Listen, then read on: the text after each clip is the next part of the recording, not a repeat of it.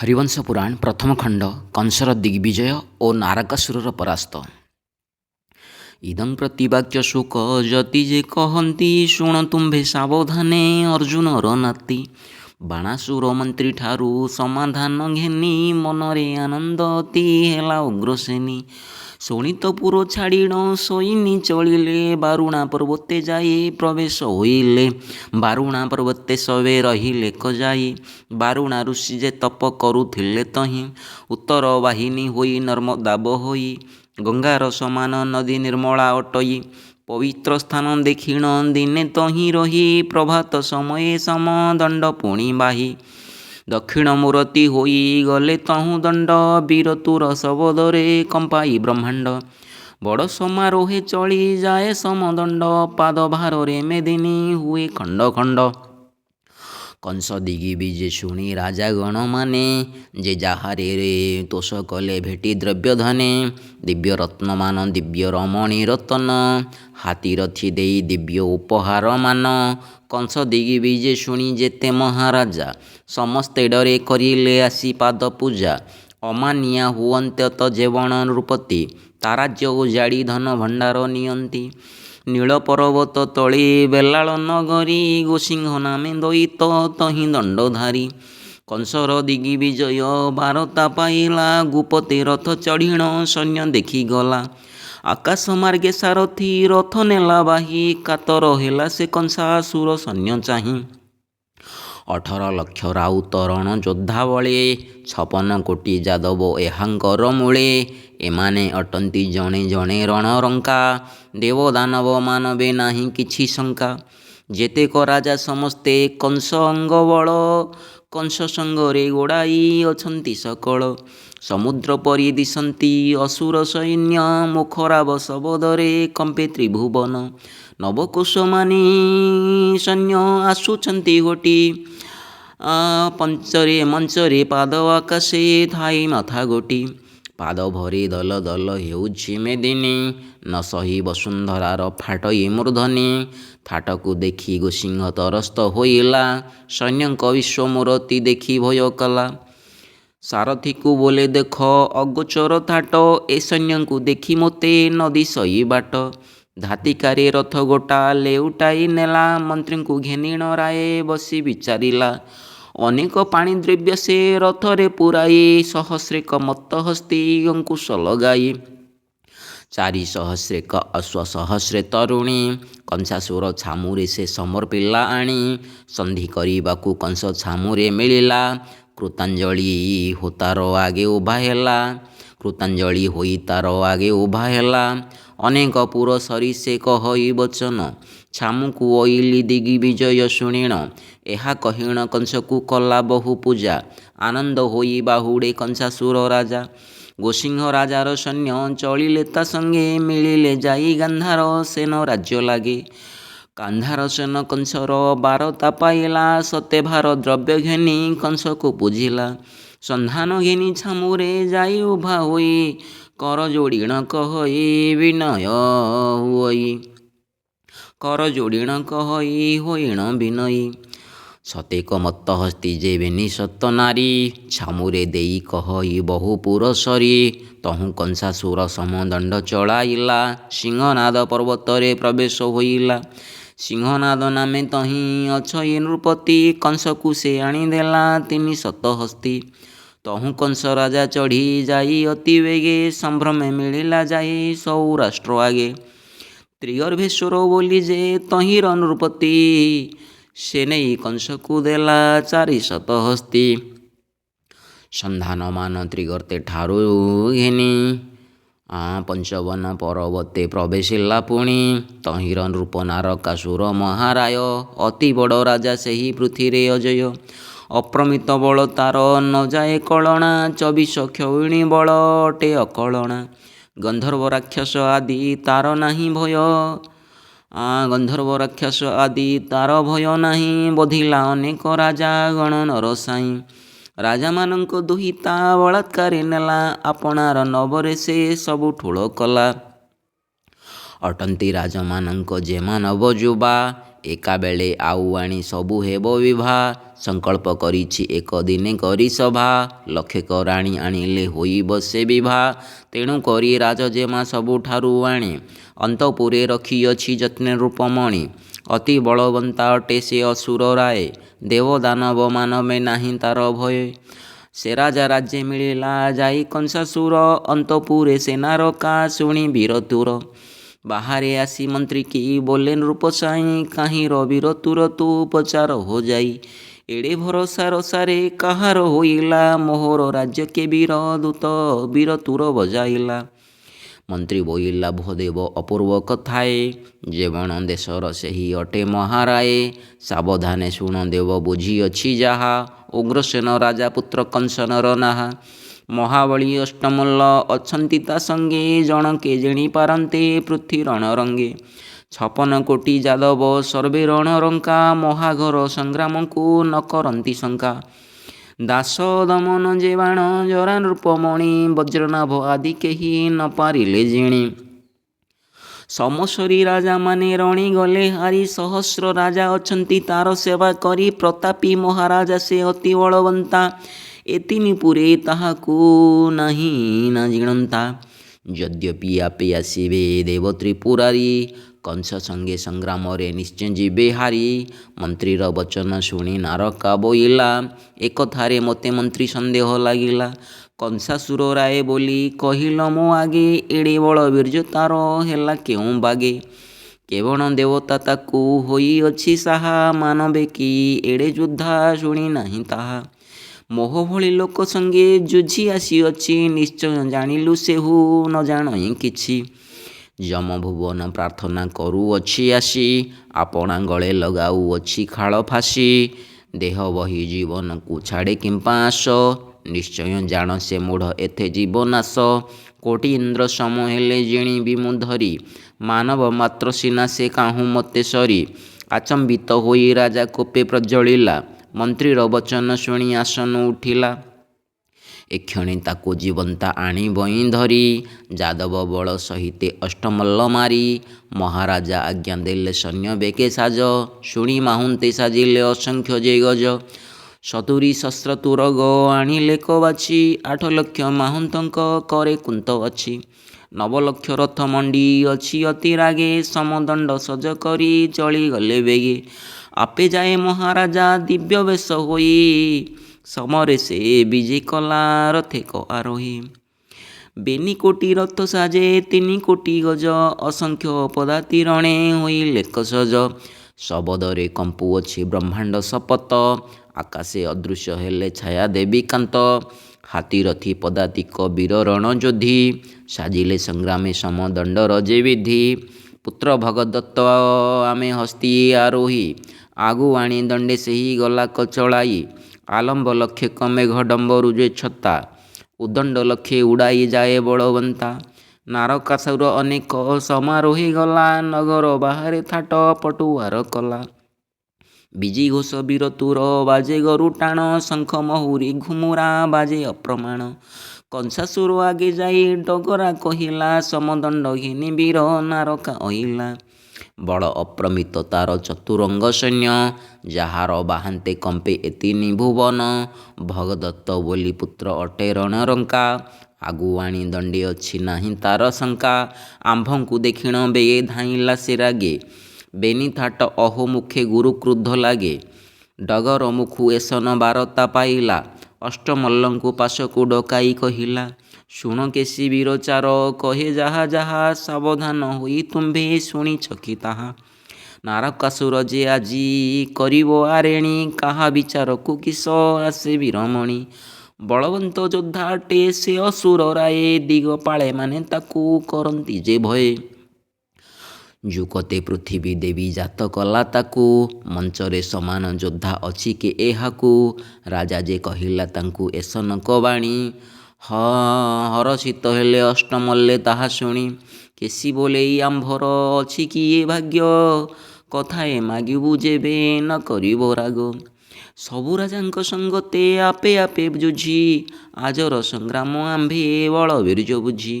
ଏ କଥାରେ ସନମତ କଲେ ବୀରମଣି, ଆମ୍ଭ ସଂଗ୍ରାମେ ତାହାକୁ ଧରି ନେବୁ ଆଣି। ଆଜର ସଂଗ୍ରାମେ ତୁମ୍ଭେ ଶସ୍ତ୍ର ନ ଧରିବ, ଆମ୍ଭେ ନ ପାରିଲେ ପଛେ ତୁମ୍ଭେ ଆବରିବ। କଂସ ବଇଲା ହୋ ଆମ୍ଭେ ସନମତ କଲୁ, ନାରକାସୁର ସମର ଗୋଟା ସମର୍ପିଲୁ। ନାରକା ସଂଗ୍ରାମେ ତୁମ୍ଭେ ସମସ୍ତେ ହୋ ରହ, ନ ପାରିଲେ ଆସି ପଛେ ମୋ ଆଗରେ କହ। ଯାଦବଙ୍କୁ ରାଇ ଆଜ୍ଞା ଦେଲେ କଂସ ଦେବ, ସୈନ୍ୟ ଘେନି ତୁମ୍ଭେ ଅଷ୍ଟ ମଲ୍ଲ ସଙ୍ଗେ ଥିବ। କଂସ ମୁଖରୁ ଏ ସନ ଦୃଢ଼ ବାକ୍ୟ ଶୁଣି, ମହାବୀରମାନେ ଉଠିଲେ ତକ୍ଷଣି। ରେରେକାର କରି ଥାଟ ପଡ଼ିଲେ କମାଡ଼ି, ହୁଙ୍କାର ଧ୍ୱନି କରିଣ ଛାଡ଼ି ସିଂହ ରଡ଼ି। ଏକକୁ ଆରେକ ଚାହିଁ ଉପ୍ରୋଧ ଛାଡ଼ିଲେ, ଗଦା ମୁଦୁଗର ଛେଲ କୁନ୍ତ ପହୁଡ଼ିଲେ। ମାରନ୍ତି ଅଧରେ ଦନ୍ତ ଚାପି ବଜ୍ର ମୁଷ୍ଟି, ଏକ ଉପରେ ଆରେକ ପହୁଡ଼ିଲେ ଯଷ୍ଟି। ରଥଗଜ ଅଶ୍ୱ ଚଢ଼ି ହେଲେ ଆଗୁସରି, କୋଟି କୋଟି ନାରାଜ ସେ ରୋଷ ଭରେ ମାରି। ରକତରେ କରଦମ ହେଲା ମହିସ୍ଥଳୀ, ମେଦମାଂସଙ୍କୁ ଭୁଞ୍ଜନ୍ତି ଦେବୀମାନେ ମେଳି। କିଳିକିଳା ନାଦ କରି ଧାମନ୍ତି ସେ ରଙ୍ଗେ, ରକତ ବିଲୋପନ ସେ ଭୈରବୀ ଅଙ୍ଗେ। ଶୂଳପାଶ ଅଙ୍କୁଶ ଯେ କରେଣ ତ୍ରିଦଣ୍ଡେ, ରଣରଙ୍ଗେ ବିହରନ୍ତି ପିଶାଚୁଣୀ ଚଣ୍ଡୀ। ଗଡ଼ନ୍ତି ପଡ଼ନ୍ତି ବୀରେ କରି ରଣରଙ୍ଗ, ଖଣ୍ଡା ଶାବଳ ଯେ କୁନ୍ତ ଲାଗିଅଛି ଅଙ୍ଗ। ଅପାର ଘୋର ସଂଗ୍ରାମ କଲା ନାରକା, ଦେଖିଣ ଯାଦବ ବଳ ହୋଇଲେ ତାଟକା। ରଣଭଙ୍ଗ ହୋଇ ବୀରେ ପଳାଇଲେ ଡରେ, ପଳାନ୍ତେ ନାରାଚମାନ ପଡ଼ଇ ପିଠିରେ। ମହାଘୋର ସଂଗ୍ରାମ ଯେ ହେଲା ଅନ୍ୟୋନ୍ୟୀ, ପରକେ ଆପଣା ବୋଲି ନ ପାରିଲେ ଚିହ୍ନି। ଏକର ହସ୍ତରୁ ନିଏ ଆରେକ ଉଛୁଡ଼ି, ତରସ୍ତେ ଯାଦବ ବଳ ଘୋର ରଣ ଛାଡ଼ି। ଧାଇଁଗଲେ ଅଷ୍ଟମଲ୍ଲେ ହୋଇ ଆଗ ବଢ଼ି, ନାରକାସୁରର ଚାରିପାଖ ଘେରି ବଢ଼ି। ଅଖଚକ ଫଳି ଝରା ଡିହମାନ ମାରି, କଚାଡ଼ନ୍ତି ବଳେକାର ବେନିପାଦ ଧରି। ହାତୀରଥି ପଦାତିକ ଅଶ୍ୱଙ୍କ ଉପରେ, ପର୍ବତ ପରାଏ ମାଡ଼ି ପଡ଼ନ୍ତି ସତ୍ୱରେ। କାହାର ବେକରେ ନେଇ ପ୍ରହାରନ୍ତି ଖଣ୍ଡା, ହସ୍ତୀଙ୍କ ମସ୍ତକ ପରେ କଚାଡ଼ନ୍ତି ଦଣ୍ଡା। ଅଖଚକ ସହିତରେ ରଥ ଭାଙ୍ଗି ପଡ଼ି, ଶବଦ ଶୁଭଇ ଯେହ୍ନେ ମେଘ ଘଡ଼ଘଡ଼ି। ଉଠି ପଡ଼ଇ ବେଗେ ଉପରକୁ ଡେଇଁ, କାହାକୁ ଧରିଣ କାହା ଉପରେ ଛେଚଇ। ମାଡ଼ିଯାନ୍ତି ଶତ୍ରୁଙ୍କର ଅଙ୍ଗ ହୁଏ ଧୂଳି, ଏମନ୍ତେ ଶକଟାସୁର କଲା ରଣ କେଳି। ଶଗଡ଼ର ନିକଟରେ ଷଣ୍ଢାସୁର ଥିଲା, ଖାରି ମାରି କୋପ ଭରେ ହୋଇ ସେ ଧାଇଁଲା। କାହାକୁ ପାଦରେ ମର୍ଦ୍ଦି ଧାମେ ପରଚଣ୍ଡ, ଶିଙ୍ଗ ମାରି କାହା ଦେହ କଲା ଖଣ୍ଡ ଖଣ୍ଡ।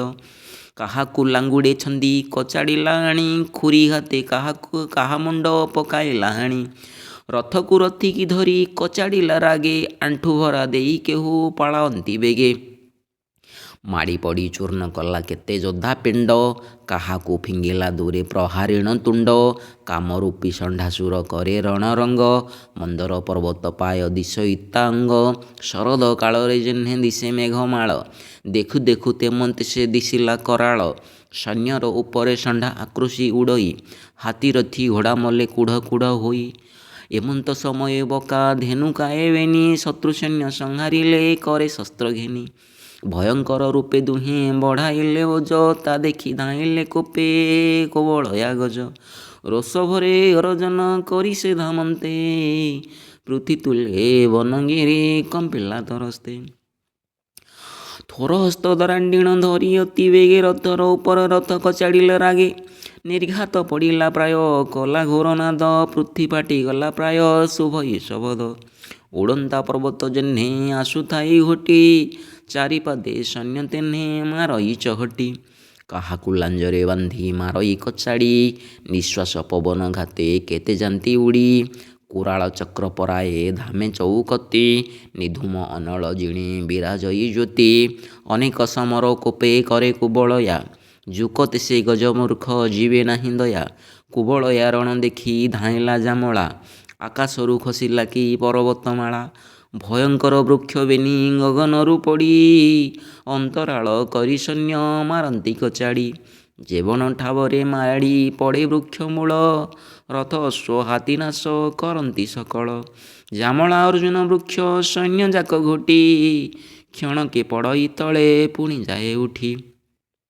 ଅରିଷ୍ଟି ପୂତନା କେଶୀ ପଛେ ଥିଲେ ରହି, ଘୋଟିଲେ ଗର୍ଜନ କରି ଏକାମୁଖ ହୋଇ। ଭୟଙ୍କର ତିନି ମୂର୍ତ୍ତି ଧରିଣ ରଣ ମଧ୍ୟେ, ଯେ ଆଗେ ପଡ଼ଇ ତାକୁ ପ୍ରହାରନ୍ତି କ୍ରୋଧେ, କାହାକୁ ପାଦରେ ମର୍ଦି ଫିଙ୍ଗି ଦିଅନ୍ତି ଦୂରେ, ପିଟନ୍ତି ଏକକୁ ଧରି ଆରେକ ଉପରେ, ମତ୍ତ ହସ୍ତି ମସ୍ତକରେ ବସନ୍ତି କେଡ଼େଇ, ମୁଣ୍ଡ ମୋଡ଼ି ମାହୁନ୍ତକୁ ଦିଅନ୍ତି ଫୋପଡ଼ାଇ। ମହାବୀର ଅଷ୍ଟମଲ୍ଲେ ସଂଗ୍ରାମେ ଶକତା, ସ୍ୱର୍ଗମର୍ତ୍ତ୍ୟ ପାତାଳରେ କେନାହିଁ ଝିଣନ୍ତା। ପାଦଘାତେ ଥରହର କମ୍ପେ ବସୁମତୀ, ନାମ ଶୁଣି ଭୟ କରେ ସ୍ୱର୍ଗେଶ୍ୱରପତି।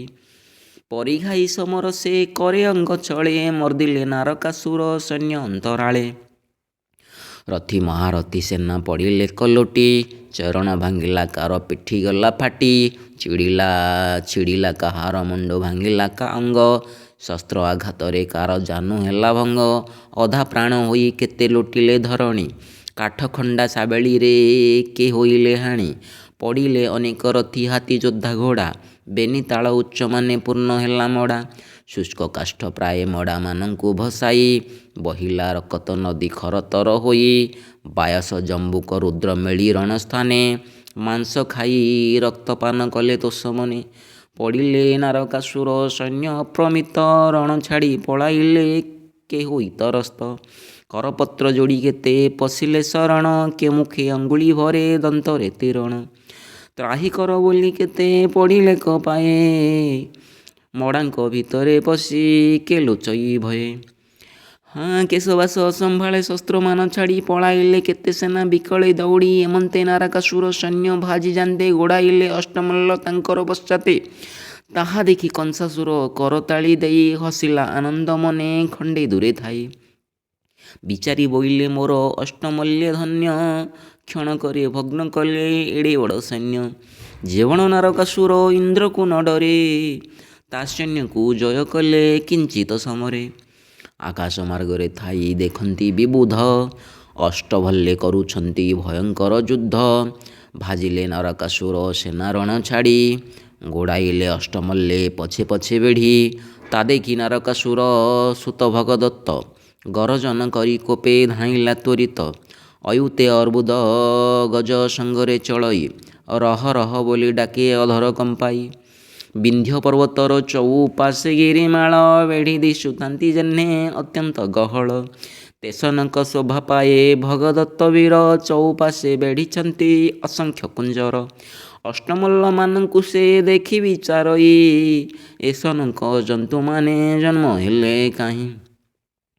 ଧେନୁ ହସ୍ତୀ ଯୁବତୀ ଯେ ଷଣ୍ଢା ବୃକ୍ଷ ମୋଡ଼ା, ମାନବ ଶରୀର ପୁଣି ମୁଖ ଅଟେ ଘୋଡ଼ା। ଏମାନେ ତ ମହାଯୋଦ୍ଧା ଏକୁ ଏକ ଟାଣ, ଶୁଣିବାକୁ ଅସମ୍ଭବ ରୂପ ବିଡ଼ମ୍ବନ। କେମନ୍ତ ପ୍ରକାରେ କାହୁଁ ହୋଇଛନ୍ତି ଜାତ, ଦେଖିଲା ଶୁଣିଲା ନାହିଁ ଏସନ ସଂଜାତ। ଏତେ ଚିନ୍ତି ଭଗଦତ୍ତ ଚଳାୟଣ ହସ୍ତୀ, ଗରଜି ଧାଇଁଲା ଅଷ୍ଟମଲ୍ଲଙ୍କର କତି। ଶକଟା ଷଣ୍ଢାଏ ଦୁହିଁ ଆଗିଥିଲେ ରହି, ହସ୍ତୀଦଣ୍ଡ ଦେଖିଗଲେ ସିଂହ ପ୍ରାୟ ହୋଇ। ଗରଜନେ ପୁରାଇଲେ ଆକାଶ ମଣ୍ଡଳ, ଦୂରୁ ଡେଇଁ ବିଦାରନ୍ତି ହସ୍ତୀଗଣ୍ଡ ସ୍ଥଳ। ଏକକୁ ଆରେକ ପରେ ଟେକି କଚାଡ଼ନ୍ତି, କେବଣ ହସ୍ତୀର ଦନ୍ତ ଭିଡ଼ି ଉପାଡ଼ନ୍ତି। ବଜ୍ରସମ ମୁଷ୍ଟି ମାରି କେତେ ହସ୍ତୀଙ୍କର, ହାତ ଗୋଡ଼ ସହିତରେ ଭାଙ୍ଗି କଲେ ଚୂର। କେତେ ମାରି କେତେ ଦୂରେ ଫୋପଡ଼ାଇ ଦେଲେ, ଲାଞ୍ଜ ଧରି କେତେ ଗଜ ପିଟି ବଧ କଲେ। ଏହି ରୂପେ ଅଷ୍ଟମଲ୍ଲେ କରି ମହାରଣ, ଭଗଦତ୍ତ ହସ୍ତୀ ସେନା କଲେ ରଣଭଣ। ତାହା ଦେଖି ଭଗଦତ୍ତ କରେ ଧନୁ ଧରି, କୋପେ ଶର ବୃଷ୍ଟି କଲା ଦ୍ରୋଣ ମେଘ ପରି। ଶୂଳଶକ୍ତି ପରିଶୋଧ ପରିଘ ମୂଷଳ, ପ୍ରହାରେଣ ଆଚ୍ଛାଦିଲା ଗଗନ ମଣ୍ଡଳ। ଅଷ୍ଟମଲ୍ଲ ଅଙ୍ଗରେ ସେ ଶସ୍ତ୍ରମାନ ବାଜି, ଭେଦି ନ ପାରିଣ ତଳେ ପଡ଼ିଗଲେ ଭାଜି। ଯୁକତରେ ବଳବନ୍ତ ଅଟନ୍ତି ସେ ମଲ୍ଲେ, ଆଠ ଗୋଟା ଗିରି ପ୍ରାୟ କାୟା ବଢ଼ାଇଲେ। ହସ୍ତୀ ସେନା ଉପରକୁ ଆସିଲେ ଗରଜି, ପର୍ବତ ଉପରେ ମେଘ ପଡ଼ିଲା କି ଭାଜି। ଦରାଣ୍ଡି ମାରନ୍ତେ ଅଷ୍ଟମଲ୍ଲେ ମହାରୋଷେ, କେତେ ଗଜ ମଲ୍ଲେ କେତେ ପଳାଇଲେ ତ୍ରାସେ। ସୈନ୍ୟର ଭାଙ୍ଗୁଡ଼ି ଦେଖି ଭୟେ ଭଗଦତ୍ତ, ପିତାର ଛାମୁରେ ଯାଇ ମିଳିଲେ ତ୍ୱରିତ। ନିଜ ସୈନ୍ୟ ହତ ହେବା ଦେଖି ନୟନରେ, କମ୍ପଇ ନାରକାସୁର ଅତି କୋପ ଭରେ। ସାରଥୀର ମୁଖ ଚାହିଁ ବୋଲେ ରଥ ବାହା, ଭାଜିଲେ ସୈନ୍ୟ ମୋର ନ ପାଇଣ ସାହା। ଏହି କ୍ଷଣି ଶତ୍ରୁବଳ ପକାଇବି ମନ୍ଥି, ପ୍ରାଣ ଘେନି ମୋ ଆଗରୁ ନ ଯିବେ ବରତି। ଏତେ ବୋଲି କରେ ଧରି ମହତ କୋଦଣ୍ଡ, ବିନ୍ଧିଲା ସେ ଏକାବେଳେ 300 କାଣ୍ଡ। ପୁଣି ସହସ୍ରେକ ବାଣ ବିନ୍ଧିଲା କରୋଷେ, ପକ୍ଷୀ ପରି ଶରମାନେ ଗମିଲେ ଆକାଶେ। 50 ସହସ୍ର ବାଣ ବିନ୍ଧିଲା ସେ ପୁଣି, ବାହାନାଦ କରି ଗୁଣ ଝିଙ୍କି ବୀରମଣି। ନିମିଷ ମାତ୍ରକେ ଶର ବିନ୍ଧେ କୋଟି କୋଟି, ପୂରିଲେ ସେ ବାଣମାନ 10 ଦିଗ ଘୋଟି। ନ ପଡ଼ିଲା ଦିନକର ତେଜ ମହି ତଳେ, ଅନ୍ଧାର ଘୋଟିଲା ଭୟେ କମ୍ପିଲେ ସକଳେ। ନୀଳ ମେଘେ ଚହଟଇ ଯେସନେ ବିଜୁଳି, ଆକାଶ ମଣ୍ଡଳେ ତେହ୍ନେ ଦିଶେ ବାଣ ଝଳି। କୋଟି ବଜ୍ର ସମ ଧ୍ୱନି ଶୁଭେ ପରଚଣ୍ଡ, ବ୍ରହ୍ମାଣ୍ଡ ପୂରିଲା ଏକା ନାରକାର କାଣ୍ଡ। ନାରାଜ ଆସନ୍ତେ ଦୂରୁ ଦେଖି ଅଷ୍ଟମଲ୍ଲେ, ନିର୍ଭୟରେ ଯେ ଯାହାର ଅଙ୍ଗ ପାତି ଦେଲେ।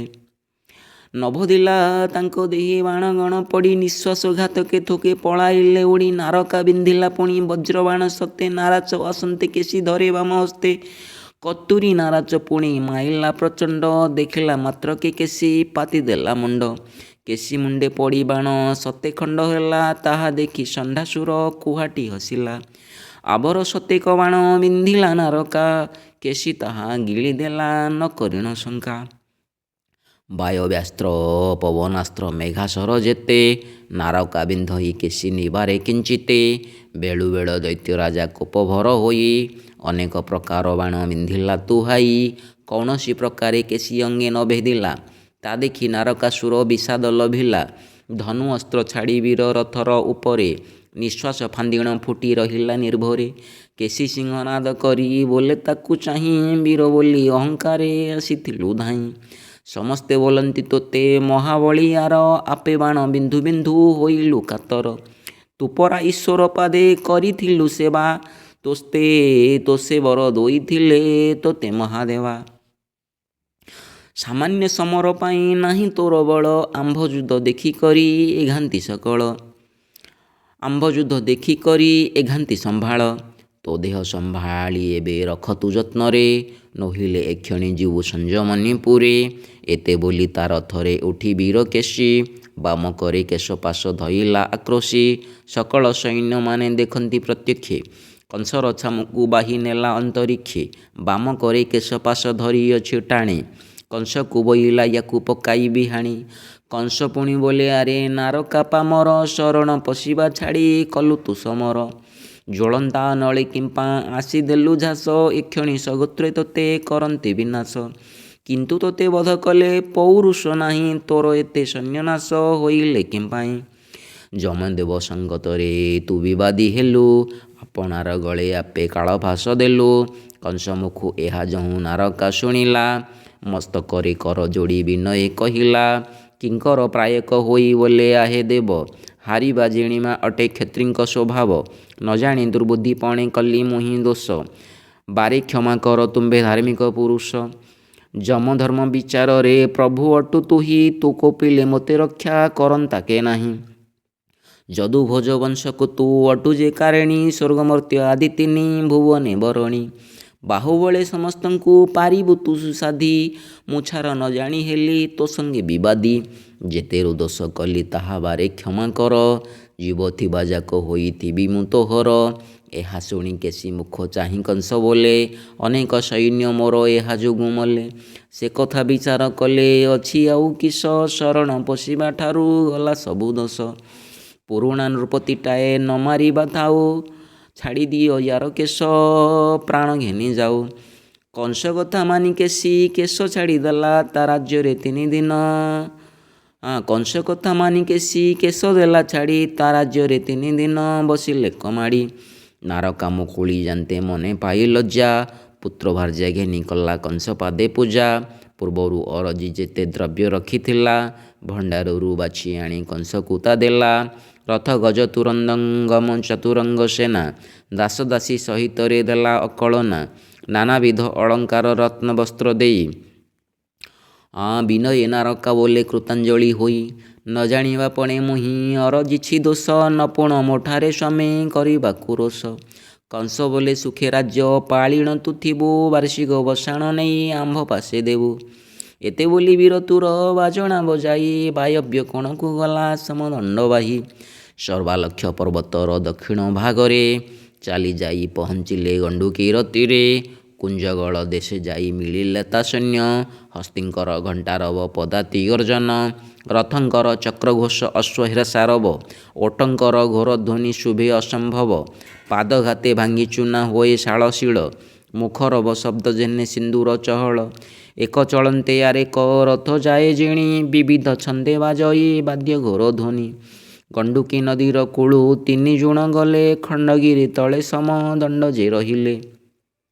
ବିଶା 100 ଯୋଜନ ସେ ପର୍ବତର ଉଚ୍ଚ, 32 କୋଶ ଓସାର ଅଟଇ ସୁଚଞ୍ଚ। ପର୍ବତ ତଳ ଉପରେ ନୀଳବର୍ଣ୍ଣ ଜ୍ୟୋତି, ମୁକୁତେଶ୍ୱର ଲିଙ୍ଗ ଯେ ତହିଁ ଏକ ମୂର୍ତ୍ତି। କୋଳାହଳ ନାମେ ବନ ପର୍ବତର ତଳେ, ଶାଳଗ୍ରାମ ଉପୁଜି ତହୁଁ କାଳେ କାଳେ। 3 କ୍ରୋଶ ଉତ୍ସର୍ଗ ଯେ ପର୍ବତର ତଳି, ବଜ୍ରକୀଟମାନେ ତହିଁ କରୁଥାନ୍ତି କେଳି। ସେ ସ୍ଥାନେ ପ୍ରବେଶ ହେଲା କଂସ ନରପତି, ବହୁତ ପୋକ ଚରନ୍ତି ତହିଁ ଦିବାରାତି। ଦିଶନ୍ତି ଯେ ଗୋଟି ଗୋଟି କୀଟ ନାନା ବର୍ଣ୍ଣ, କରଚରଣ ଅଙ୍ଗୁଳି ଦିଶେ ଭିନ୍ନ ଭିନ୍ନ। କିଓ ବା କହିବା ସେହି ପୋକଙ୍କ ମହିମା, ଆପେ ନିର୍ମାଣ ହୁଅନ୍ତି ବିଷ୍ଣୁ ମହାତ୍ମା। ପ୍ରତ୍ୟକ୍ଷ ବିଷ୍ଣୁ ମୂରତି ଅଟେ କୀଟ ଗୋଟି, ହରିହର ବ୍ରହ୍ମା ରୂପେ କୀଟ କୋଟି କୋଟି। 4 ମୁଣ୍ଡ 8 ଆଖି 48 ଗୋଡ଼, 96 ବର୍ଣ୍ଣ ଯବ ଅଙ୍ଗୁଳି ପ୍ରଗାଢ଼।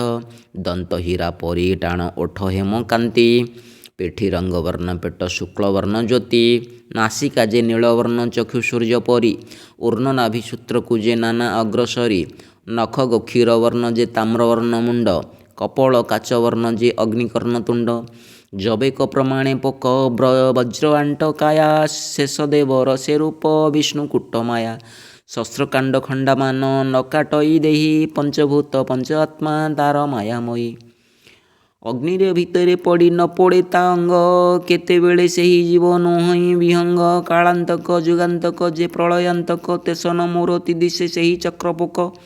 ସହସ୍ରେ ବରଷେ ଏକ ଶିଳା ଯେ କାଟଇ, କାଟି ଶିଳା ଗୋଟି ଚିହ୍ନ ମାନ ଭେଦ ଦେଇ। ଶଙ୍ଖ ଚକ୍ର ଅଙ୍କିତ ଯେ ନାରାୟଣ ମୂର୍ତ୍ତି, ମତ୍ସ୍ୟକୂର୍ମ ବରାହ ନୃସିଂହ ହଳପତି।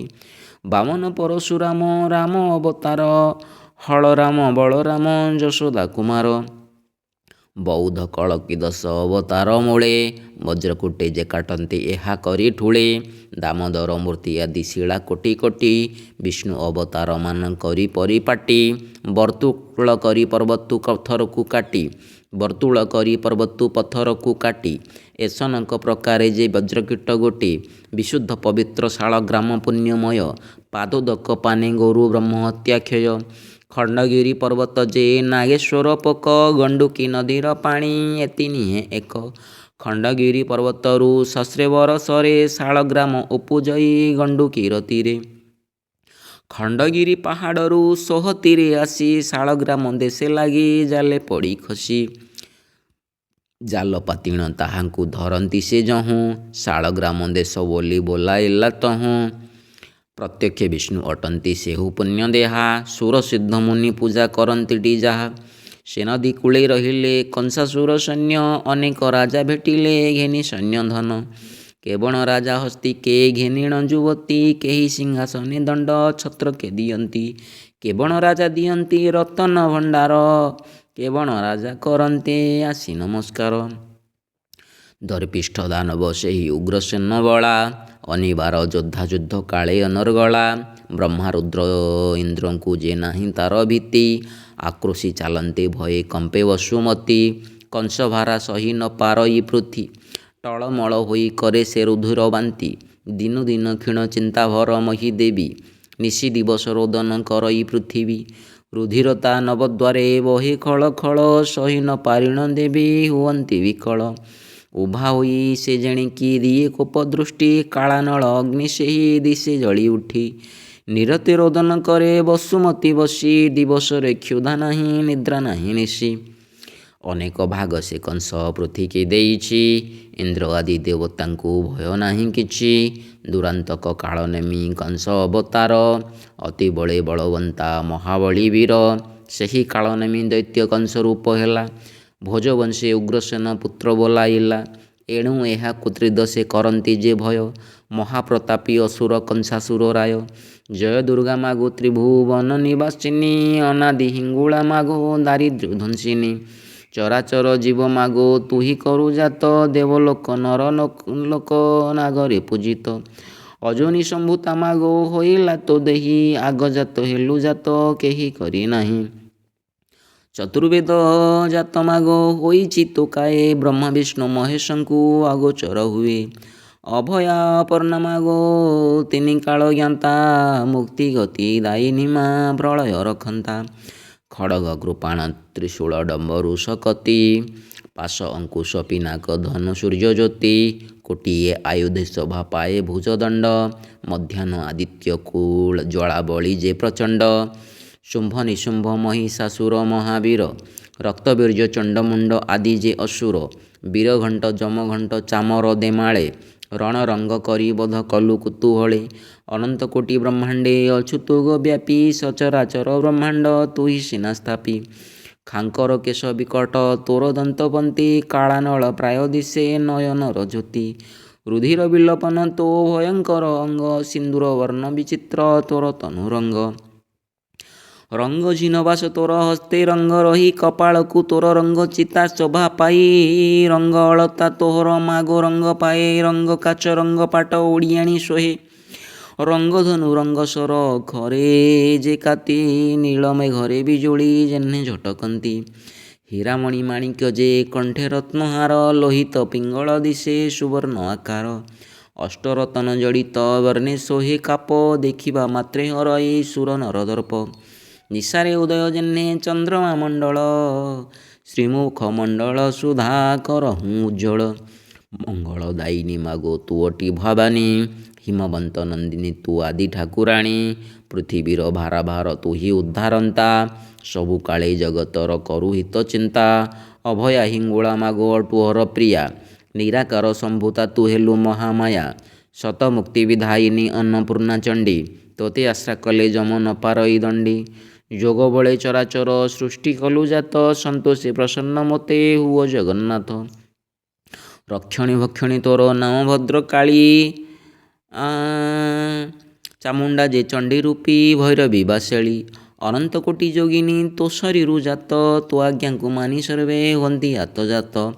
କାହାଳୀ ମର୍ଦ୍ଦଳ ବଂଶୀ ତାଳ ଅଳାବେଣୀ ବଜାଇ ଖଟନ୍ତି ତୋତେ ସ୍ୱର୍ଗେ ବିଳାସିନୀ। ଖେଚରୀ ଭୂଚରୀ ଗଣ ଭୈରବୀଙ୍କ ସଙ୍ଗେ ସେବନ୍ତି ସର୍ବଦା ତୋତେ ନୃତ୍ୟ କରି ରଙ୍ଗେ। କିଳି କିଳା କୁହୁ କୁହୁ ଭୟଙ୍କର ନାଦ ଟହ ଟହ ଅଟ୍ଟହାସେ ପୂରିତ ଶବଦ। ମେଦ ମେଦାମାଂସେ ମାଗୋ ତୋ ସଦା ତୋର ପ୍ରୀତି ଶ୍ମଶାନରେ ନିରନ୍ତର ବୁଲୁ ନିଶା ରାତି। ମହାବଳୀ ସିଂହ ତୋର ବାହନ ଅଟଇ ଏହା ଏକା ନିଶ୍ୱାସେ କୋଟି ବ୍ରହ୍ମାଣ୍ଡ ଘୋଟଇ। ଅଷ୍ଟାଙ୍ଗ ଯୋଗରେ ପୂର୍ଣ୍ଣ ଅଟେ ତୋର କାୟା ନ ଜାଣନ୍ତି ବ୍ରହ୍ମା ବିଷ୍ଣୁ ଶଙ୍କର ତୋ ମାୟା। ଅଷ୍ଟାଦଶ ବିଦ୍ୟା ନବ ନାଟକ ଯେ ବିଧି କିଞ୍ଚିତ ଦୟାରେ ମାତ କରୁ ସର୍ବସିଦ୍ଧି। ଦେବତାଙ୍କ ଉପରେ ତୁ ଅଟୁ ଅଗ୍ରଲେଖା ଅଶେଷ ମହିମା ତୋର କେ କରିବ ସଂଖ୍ୟା। ତୁହି ସେ ଜାଣୁ ଗୋମାତା ତୋହର ମହିମା ଶଙ୍କର ଘରଣୀ ବାରେ ତ୍ରାହି କର ଉମା। ମାନବ ଜନ୍ମରେ ପଡ଼ି ପାଉଛି କଷଣ ତୋ ବିନା ଜଗତେ ମୋର ନାହିଁ ପରିତ୍ରାଣ। କିଞ୍ଚିତ ସୋଦୟା ମୋତେ କର ଜଗଦ୍ଧାତ୍ରୀ ଖଣ୍ଡିବି ପୂର୍ବର ଦୋଷ ପାଇବି ସଦ୍ଗତି। ମାଗୋ ସେବା କରିବାକୁ ମୁଁ ନୁହେଁ ଭାଜନ ସ୍ମରଣ କରୁଛି ମାତ୍ର ଚିତ୍ତେ ତୋର ନାମ। ଗିରିରାଜ ସୁତା ବାରେ କର ମୋତେ ଦୟା କଳିକାଳ କଳମସ ନ ପଶୁ ମୋ କାୟା। ଅଭୟ ଚରଣେ ତୋର କରୁଛି ବିନୟେ ସନ୍ତୋଷରେ ଅନୁଗ୍ରହ କର ସେ ଗୋମାୟେ। ଜନ୍ମ ଜନ୍ମାନ୍ତରେ ମୋର ତୋ ଚରଣେ ସେବା ହରିବଂଶ କହି ବଇଁ ଆଜ୍ଞା ମୋତେ ଦେବା। ଏତିକି ସୋଦୟା ମୋତେ କର ଠାକୁରାଣୀ ମୋ କଣ୍ଠରେ ଆଭରଣ ହୁଅ ଗୋସାମଣୀ। ଶ୍ରୀ ଦୁର୍ଗା ଅଭୟ ପାଦେ ଅହର୍ନିଶି ସେବି ମୁଁ ଦିନ ଅଚ୍ୟୁତ ଦାସ ବୋଲାଉଛି କବି। ହରି ବୋଲ।